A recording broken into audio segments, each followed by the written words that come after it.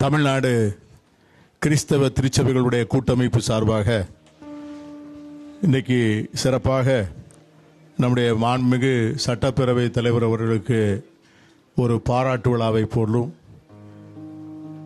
தமிழக அமைச்சரினுடைய பிரதிநிதியாக பட்டியலின மக்கள், ஒடுக்கப்பட்ட மக்களுடைய பிரதிநிதியாக இந்த அமைச்சரவையில் இடம்பெற்றிருக்கின்ற அன்பிற்குரிய தம்பி வன்னியரசு அவர்களை வாழ்த்துகின்ற நிகழ்வாகவும், அதே நேரத்தில் புதிதாக தேர்ந்தெடுக்கப்பட்டிருக்கிற அரசிற்கு நம்முடைய கோரிக்கைகள், நம்முடைய தேவைகள் பலகாலம் தொடர்ந்து பலமுறை முன்னெடுத்து சென்றாலும் கூட இன்னும் நிறைவேற்றப்படாமல் இருக்கின்ற பல்வேறு கோரிக்கைகளை பற்றிய ஒரு நினைவூட்டுதலை புதிய அரசுக்கு சமர்ப்பிக்கின்ற ஒரு நிகழ்வாக, ஒரு அற்புதமான நிகழ்ச்சியாக நம்முடைய பாஸ்டர் நெல்சன் அவர்கள் இந்த நிகழ்ச்சியை ஒருங்கிணைத்திருக்கிறார். இந்த அருமையான நிகழ்விலே உங்களை எல்லாம் நான் சந்திப்பதிலே மிக்க மகிழ்ச்சி. வரக்கூடிய நாட்களிலே இந்திய தேசிய அரசியலையும் தமிழக அரசியலையும் நாம் உற்று பார்த்து வருகின்றோம். ஒரு சிறுபான்மை சமூகத்தை சார்ந்தவராக இந்த நாட்டிலே வாழ்வது என்பது எவ்வளவு பெரிய சவால் என்பதை ஒவ்வொரு நாளும் உணர்ந்தவர்களாக இருக்கிறோம். மதச்சார்பற்ற நாடு என்று அழைத்தாலும் கூட அனைத்து நிகழ்வுகளையும், அனைத்து பிரச்சனைகளையும் மதம் என்கிற கண்ணாடி வழியாகத்தான் பார்க்கின்ற ஒரு சூழ்நிலை இன்று தேச அளவிலே ஒரு நிலைப்படுத்தப்பட்ட ஒன்றாக இருப்பதை பார்க்கிறோம். இன்னைக்கு தென் மாநிலங்களிலே நாம் எல்லோரும் சற்று அமைதியாக இருக்கிறோம். ஆனால் வட மாநிலங்களிலே இன்று நடக்கின்ற நிகழ்வுகளை இந்த ஊடகங்கள் எதுவுமே நம்முடைய கண்களுக்கு கொண்டு வருவதில்லை, வெகுஜனங்களுடைய பார்வைக்கும் அதை கொண்டு வருவதில்லை. ஏனென்றால் அது தேசத்தினுடைய ஒட்டுமொத்த ஊடகங்கள், அது காட்சி ஊடகமாக இருந்தாலும் சரிதான், அச்சு ஊடகமாக இருந்தாலும் சரிதான், அவைகள் அனைத்தையுமே பாசிச மதவாத சக்திகள் தங்களுக்கு வேண்டிய கார்ப்பரேட் முதலாளிகள் மூலமாக கைவசப்படுத்தி கொண்டு மக்களுக்கு சென்று சேர வேண்டிய செய்திகளை எல்லாம் மிகப்பெரிய இருட்டடிப்பு செய்து வட மாநிலங்களிலே, வடகிழக்கு மாநிலங்களிலே இன்று சிறுபான்மை மக்களுக்கு இழைக்கப்பட்டிருக்கின்ற கொடுமைகளை பற்றிய விவரங்களை எல்லாம் யாருக்கும் சொல்வதில்லை. இடையில கூட வடகிழக்கு மாநிலத்திலே, மணிப்பூரிலே ஒரு பாஸ்டருடைய குடும்பத்தார் ஒரு அருமையான ஒரு ஆடியோ பதிவு செய்து வெளியிட்டிருந்தார். அந்த குடும்பத்தோடு அவர்கள் பதிவு செய்த அந்த ஆடியோ, அதிலே அவர்கள் ஊழியம் செய்வதற்கு மட்டுமல்ல, ஒரு கிறிஸ்தவன் என்கிற அடையாளத்தோடு அந்த மாநிலத்திலே வாழ்வது எவ்வளவு பெரிய உயிருக்கு அச்சுறுத்தலான விஷயம் என்பதையும், தன் குடும்பம் எவ்வளவு பாதுகாப்பற்ற சூழ்நிலையிலே வாழுகிறது என்பதையும் மிக தெளிவாக அதிலே விளக்கியிருந்தார். பல வட மாநிலங்களிலே இப்பொழுது விடுமுறை வந்தது. வழக்கமாக விடுமுறை காலத்தில் இங்கே இருந்து பல இளைஞர்கள், சுவிசேஷகர்கள் வட மாநிலங்களுக்கு சென்று அங்கே போய் நற்செய்தி அறிவித்து விட்டு வருவார்கள். ஆனால் இப்பொழுது அப்படி நற்செய்தி அறிவிக்க செல்கிறவர்களை உடனடியாக கைது செய்து சிறையிலே அடைக்க வேண்டும் என்கிற அந்த உத்தரவு பல வட மாநிலங்களிலே எழுதப்படாத சட்டமாக இன்று நிறைவேற்றப்பட்டு வருகிறது. இந்த சூழ்நிலையில்தான் தமிழகத்திலே ஒரு புதிய ஆட்சி தோன்றியிருக்கிறது. சுதந்திர இந்தியாவினுடைய வரலாற்றிலே, தமிழகத்தினுடைய வரலாற்றிலே ஜோசப் விஜய் என்கிற ஒருவர் தமிழகத்திலே முதலமைச்சராக வருவார் என்று யாராவது நினைத்து கூட பார்க்க முடியாத ஒரு சூழ்நிலையிலே அப்படிப்பட்ட ஒரு மாபெரும் அதிசயத்தை இறைவன் நிறைவேற்றி காண்பித்திருக்கிறார். இந்த தேர்தல் பல செய்திகளை உறக்க சொல்லியிருக்கிறது. சாதி, மதம், பணம் என்று அரசியலில் ஆதிக்கம் செய்த அத்தனையும் அடித்து நொறுக்கி ஜனநாயகத்தினுடைய உண்மையான விழுமியங்களை வெளிக்கொண்டு வந்த பெருமை இந்த தேர்தலுக்கு உண்டு. அதான் என்கிட்ட கேட்டாங்க, இந்த வகுப்புவாத அரசியலுக்கு இதை விட ஒரு பெரிய முற்றுப்புள்ளி வைப்பதற்கு இந்த விஜய் ஃபேக்டர் இருக்கு பார்த்தீங்களா? கொஞ்சம் கற்பனை பண்ணி ஒரு பார்த்த, நான் கூட நேற்று ஒரு தொலைக்காட்சியில் பேசினேன். விஜய் என்கிற ஃபேக்டர் இல்லைன்னு வச்சுக்கோங்க, தமிழ்நாட்டில் எலெக்ஷன் ரிசல்ட் எப்படி இருந்திருக்கும்? பாஜகவுக்கு எத்தனை இடம் வந்திருக்கும்? அதிமுகவுக்கு எத்தனை இடம் வந்திருக்கும்? பாஜகவுக்கு ஒரு 15-20 சட்டமன்ற உறுப்பினர்கள் கையிலே கிடைத்திருந்தால் தமிழ்நாட்டில் விட்டு வைப்பார்கள் அவர்கள்? ஒன்றுமில்லாமல் பாஜகவை ஒரே தேர்தலிலே துடைத்து வெளியே போட்ட பெருமை இந்த தேர்தலுக்கு உண்டு. அந்த ஒரு இடம் கூட ஊட்டியில ஜெயிச்சது கூட காங்கிரஸ் கட்சிக்குள்ளே இருந்த சில குளறுபடிகள் தானே ஒழிய, இல்லைனா அந்த சீட்டு கூட ஜெயிச்சிருக்காது நீலகிரியில். இந்த நாட்டினுடைய பெரும்பான்மையாக இருக்கின்ற மக்கள் அவர்கள் சாதி பார்க்கவில்லை, அவர்கள் மதம் பார்க்கவில்லை, அவர்கள் நல்லதொரு மாற்றம் வேண்டும், அந்த மாற்றத்தை கொண்டு வரக்கூடிய தகுதி இந்த இளைஞருக்கு இருக்கிறது என்கிற நம்பிக்கையோடு அவர்கள் வாக்களித்திருக்கிறார். ஆகவே அப்படிப்பட்ட ஒரு நல்ல காலம், நாம் எல்லோரும் அதை சாட்சியாக பார்க்கக்கூடிய பெரிய பாக்கியத்தை பெற்றிருக்கிறோம். இந்திய அரசியலிலே நம்முடைய பாஸ்டர் அவர்கள் சொன்னது போல ஒரு முழுமையான புரட்சிகரமான மாற்றத்திற்கு இந்திய அரசியல் தயாராகி கொண்டிருக்கிறது. எஸ்டாப்ளிஷ்டு பொலிட்டிக்கல் பார்ட்டிஸ்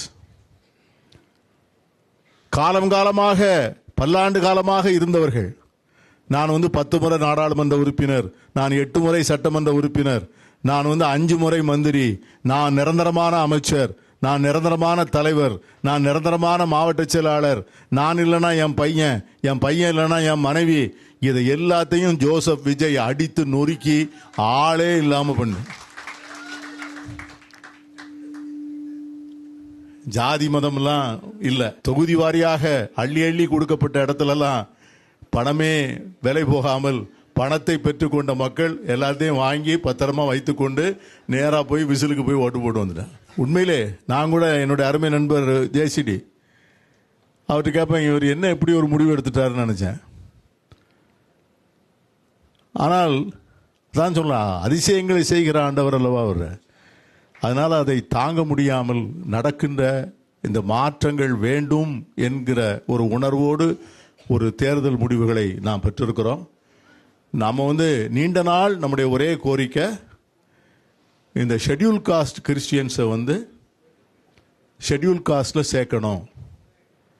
இதுக்கு பல கட்டம் இங்கே இதற்காக ஒரு இயக்கமே, தனி இயக்கமே நடக்கிறது. தலித் கிறிஸ்டியன் மூவ்மெண்ட் பண்ணுறாங்க. வருஷா வருஷம் ஒரு நாளை அதற்கான நாளாக நாம் அர்ப்பணித்து அன்னைக்கு ஆர்ப்பாட்டங்கள்லாம் பண்ணுறோம். நம்முடைய பல நேரங்களில் உச்சநீதிமன்றத்தில் பெட்டிஷன் போட்டிருக்கோம்.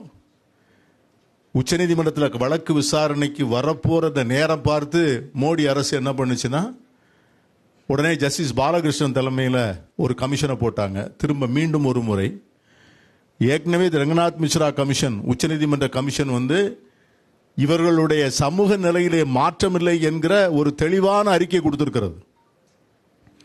இவர்கள் மதம் மாறி இருக்கிறார்களே ஒழிய இவருடைய சமூக நிலையிலே எந்த மாற்றமும் இல்லை. இவர்கள் தொடர்ந்து அந்த இடங்களிலே இவர்கள் தீண்டப்படாதவர்களாக, தாழ்த்தப்பட்டவர்களாகத்தான் இன்னும் பார்க்கப்படுகிறார்கள், அங்கீகரிக்கப்படுகிறார்கள். அதுதான் உண்மை.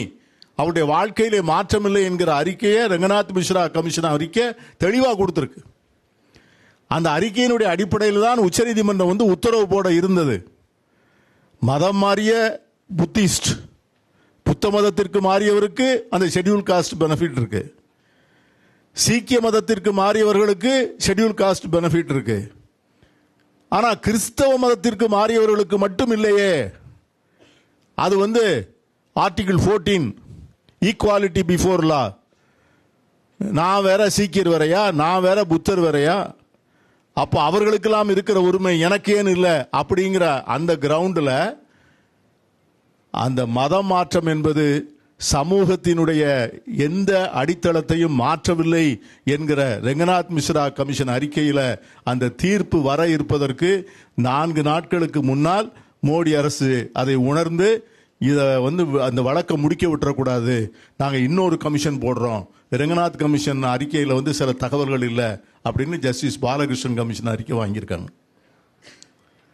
இது உச்சநீதிமன்றத்தில் தான் இந்த போராட்டம் நடக்க வேண்டியிருக்கு. நாம் வந்து சட்டமன்றத்தில் தீர்மானம் கொடுக்கணும்னு கேட்டோம். நானே வந்து தனிப்பட்ட முறையில் நான் ஆணைய தலைவராக இருக்கின்ற போது நம்முடைய விடுதலை சிறுத்தைகள் கையில் அன்றைக்கி சிந்தனை செல்வன், காங்கிரஸ் பேரியக்கத்தில் இருக்கிற செல்வ பெருந்தகை, இன்னும் அங்கே இருக்கிற அத்தனை கட்சி தலைவர்களையும் தொடர்பு கொண்டு சட்டமன்றத்தில் இதற்காக தீர்மானமும் கேட்டோம். சட்டமன்றத்தில் அந்த தீர்மானமும் நிறைவேற்றப்பட்டது. இது வந்து இன்னைக்கு சட்டமன்றத்தினுடைய பர்வியூல இல்லை. இதை முழுக்க முழுக்க பாராளுமன்றத்தில் மட்டும்தான் இது நிறைவேற்றப்பட வேண்டும். நான் பாராளுமன்றத்தில் இருக்கும்போது, வாஜ்பாய் அவர்கள் பிரதமராக இருக்கின்ற போது, அத்வானியும் வாஜ்பாயும் எல்லா கட்சியும் கூப்பிட்டு நிதிநிலை அறிக்கைக்கு முன்பு என்ன செய்ய வேண்டும் என்று கேட்பதற்காக கூப்பிட்டப்போ, தமிழ் மாநில காங்கிரசின் சார்பாக நானும் திரு முன்னாள் அமைச்சர் சிதம்பரம் அவர்களும் போனோம். என்ன கோரிக்கைகள் என்று கேட்டபோது எல்லாவற்றையும் சொல்லிவிட்டு நான் கடைசியில் சொன்னேன், எங்களுக்கு ஒரு முக்கியமான கோரிக்கை இருக்கிறதுன்னு. வாஜ்பாய் அவர்கள் அமைதியாக தான் இருந்தார்.